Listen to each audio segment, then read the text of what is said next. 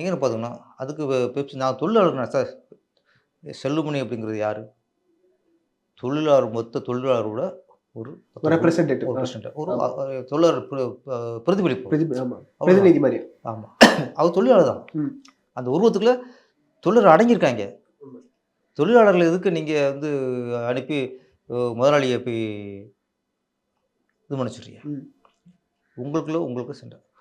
ஒரு புடிசர்கிட்ட படம் பண்ணாம, இன்னொரு புடிசர் படம் பண்ண போயிட்டாரு. புடிசர் பிரச்சனை.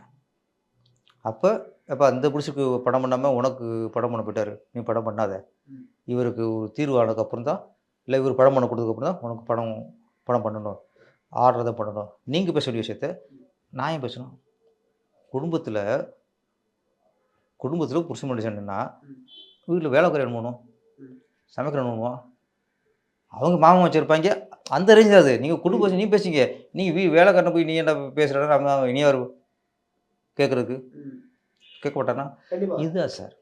இது வந்து இது தேவையில்லாத ஒரு பிரச்சனை தான் உருவாக்கும். தேவையில்லாத பிரச்சனை உருவாக்கிருச்சு. அதுக்கான வந்து அவங்க வந்து தொடர்ந்து ஒரு தனுஷ் வந்து ஒரு நல்ல மனசு உண்மையிலேயே அவர் வந்து பேச்சு அதுக்கு வந்துட்டாரு. உடனே தீர்வு சொல்லிட்டாரு.